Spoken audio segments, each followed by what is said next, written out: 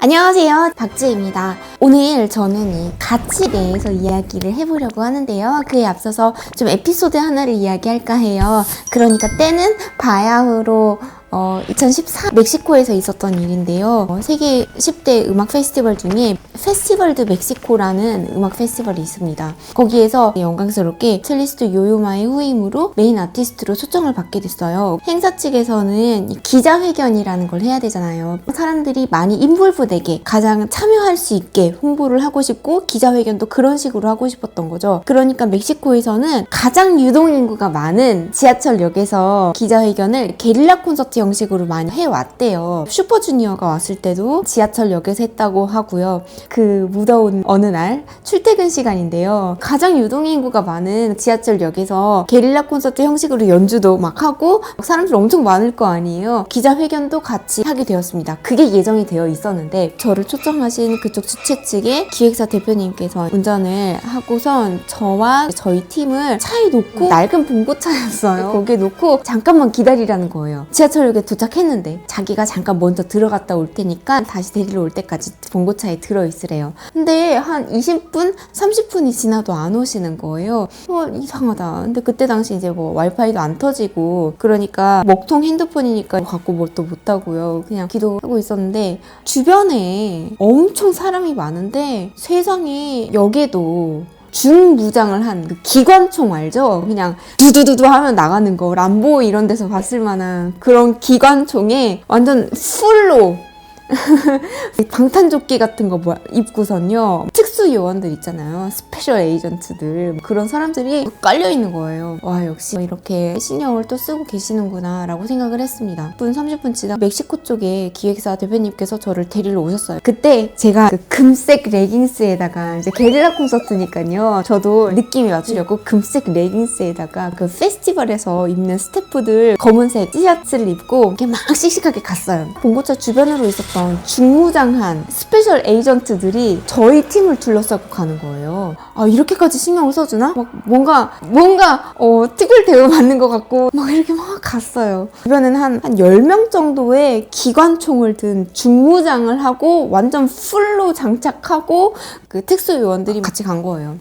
구독, 좋아요, 알림 설정 꼭 부탁드려요. 제가 악기를 갖고 가니까 기자회견하고 게릴라 콘서트 하는 곳으로 가는 거리가 꽤 길더라고요. 저희 팀이랑 같이 가셨던 저희 엄마가 내가 악기 들을게 힘들으니까 그러고서 이제 악기를 들고 중무장한 한 10명이 있으면 그 중심에 이제 저희 팀이 있었던 거죠. 여기 이렇게 있으니까 엄마 부담스러워서 이제 악기를 가지고 팀에서 빠져나가서 앞으로 가셨어요. 특수요원들이 있고 안에는 저희 팀이었는데 엄마만 악기를 가지고 이렇게 빠져나가신 거죠. 그랬는데 엄마가 나가시는 순간 10명의 중무장한 특수요원들이 같이 따라 나가시는 거예요.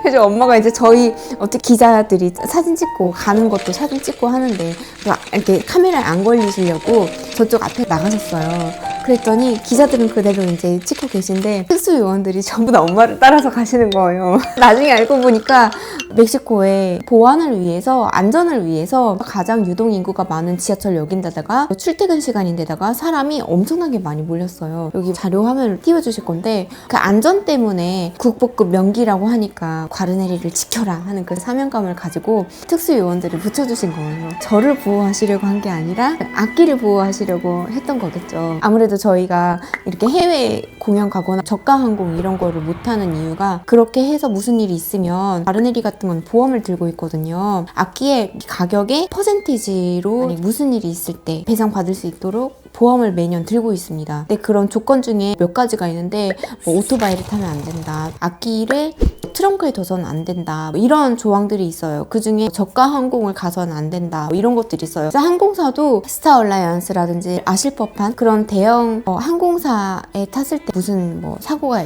있거나 했을 때 배상을 해주십니다. 마찬가지로 위험 지역에 갔을 때는 저희도 최고의 안전을 위한 보안을 위한 노력을 기울여야만 혹시라도 무슨 일이 있을 때 저희도 혜택을 보상을 받을 수가 있거든요. 그래서 가기 전에 이제 계약서마다 저희는 항상 명시를 하죠. 악기 보안 이런 것 때문에. 그랬더니 키나 그때 멕시코 문체부, 한국으로 말하면 문체부 장관님께서 직접 오신 거예요. 기자들도 많고 하는데 혹시라도 무슨 일이 있으면 망신이라고. 악기를 지켜라 하는 그 특명을 내리셨다고 합니다. 그런 에피소드가 있을 정도로 악기 도대체 뭐가 이렇게 잘난 건가요? 어떻게 하면은 저보다도 저는 무슨 일이 있어도 되고 악기는 절대로 10명의 부원 투수들이 완전 중무장한 스페셜 요원들이 그렇게 막 에워싸고 있어야 하는 걸까요? 자, 이제부터 이야기를 한번 해보려고 합니다. 바이올린과 사랑에 빠지는 시간, 메타 바이올린. 한 10명이 아니라 20명이 실단을 들고 보완했었던 것 같은데요. 저는 지하철에도 보내리기도 하는데 아무튼 그냥 제가 갖고 있는 악기가 아니라 정말 이런 에피소드들이 있기 때문에 도대체 이 명기가 주는 의미가 뭘까? 어떤 가치가 있기 때문에 사람들이 이렇게까지 하는 걸까? 하는 의문점이 참 많이 들어왔습니다. 제가 대인배가 아니라서 왜 세상에 악기가 더 그렇게 중요한가 싶어서 가끔은 샘이 나고 그럴 때가 아주 조금씩 있으려고 하려는 때도 있긴 있어요. 제가 이렇게 명기의 가치에 대해 생각을 하게 된 이유도요. 이런 에피소드들이 있고 20년째 이 명기와 같이 호흡을 하고 살다 보니까 너무 궁금해진 거예요. 도대체 이 명기는 뭐가 다르기 때문에 뭐가 달라서 사람들이 이토록 명기 하는 걸까? 이 명기가 갖는 가치가 도대체 뭐길래 사람은 그런 가치를 가질 수 없을까? 만약에 명기도요 그렇잖아요. 그냥 나무에 불을 붙이면 타버려요. 나무잖아요. 보잘것없는 나무고 다이아몬드도 아닌데 그러면 사람은 아무리 흙수저라도 어떤 가치가 부여돼서 명품이 그냥 나무에서 명품이 되는 것처럼 사람도 아무리 흙수저, 요새 말하잖아 6포 세대, N포 세대 흙수저 이러는데 어떤 가치가 부여되면 그런 사람도 흙수저에서 다이아몬드 수저가 될 수 있을까? 그런 방법이 있을 것 같은데 하는 마음에서 이 탐구를 시작하게 되었습니다. 구독, 좋아요, 알림 설정 꼭 부탁드려요. 안녕하세요. 저는 오늘부터 여러분과 가치 창조 스토리텔링을 탐구하게 될 바이올리니스트 박지혜입니다. 반갑습니다. 저의 삶은 제가 강연자로 나섰던 테드 이전과 그리고 그 이후로 나뉘어지는 것 같습니다. 이전의 삶은 클래식 바이올리니스트만이었다면 이후의 삶은 공감대를 형성하는 그런 스토리텔러였다고 저는 소개하고 싶습니다. 테드 메인 무대에서 스토리텔링이란 매개체를 사용하면서 공감대가 형성됐을 때 저의 연주는 비로소 청중과 연결되고 가치가 창조되었습니다. 이후에 국내외 더 많은 무대에서 다양한 타겟을 대상으로 스토리텔링을 갈고 닦는 기회가 있었던 것은 저한테 너무나 큰 축복이었다고 그렇게 생각하고 감사해야 하고 있습니다. 가치 창조 스토리텔링의 필요성에 대해서 설명하기 위해 어떻게 시작하면 좋을까 하고 고민을 하다가 지금 모두의 고민인 주제를 가지고 시작을 한번 해보려고 합니다. 지금 우리는 한 번도 살아보지 못한 세상을 살고 있습니다. 여러분도 마찬가지이겠죠. 코로나로 인해서 우리는 완전히 새로운 세상에 돌입하게 되었습니다. 코로나 그 이전으로 과연 돌아갈 수 있을까 싶을 정도로 세상이 그냥 뒤집어져 버렸습니다. 이를 두고 우리는 포스트 코로나 시대라고 하고 있는데요. 갑자기 다가온 그 세상에 대해서 막연한 두려움이 덮인 지금의 현실을 두고 해외에서는 포스트 코로나 포비아라고 표현한다고 합니다. 이 용어는 두려움이나 공포를 의미하는 그리스어에서 왔다고 합니다. 이 코로나로 인해서 가장 피해를 입은 분야 중 하나는 공연계라고 슬프지만 확실하게 말할 수가 있겠습니다. 저희는 평생을 내 연주를 듣는 그 사람들을 대면하고 있는 청중에게 무대 위에서 어떻게 하면 그 찰나의 순간에 최고의 연주를 보일 수 있는지, 그런데 한순간에 그 모든 무대가 금지가 되어버린 거죠. 5월 기준으로 코로나 동안 80개의 국내외 연주가 취소됐는데요. 지금은 훨씬 장기화가 됐기 때문에 절망적입니다. 처음에는 억울했어요. 너무 불안하고 기도밖에 나오질 않았습니다. 할 수 있는 게 기도밖에 없었습니다. 사람 힘으로 안 되는 불가항력적인 부분들 아시죠? 우리가 얼마나 무기력해지는지. 발버둥을 쳐봐도 뭘 해봐도 안 되는 거죠.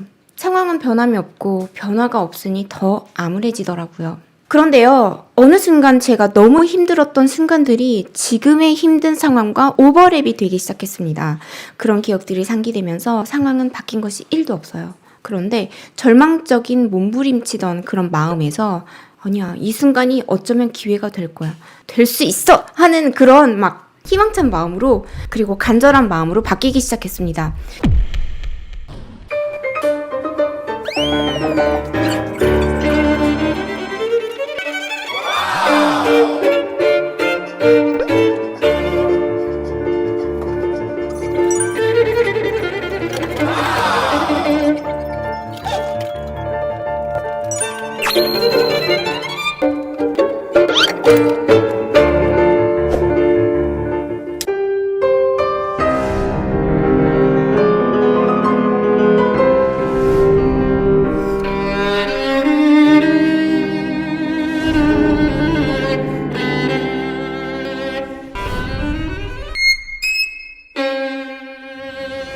뾰로롱. 이번 영상도 마음에 들으셨다면 여러분의 구독과 좋아요 그리고 따뜻한 댓글까지 남겨주고 가주시면 정말 큰 힘이 됩니다. If you enjoyed this video, please don't forget to subscribe and like. And if you leave a comment, It would be huge support to me. Thank you so much.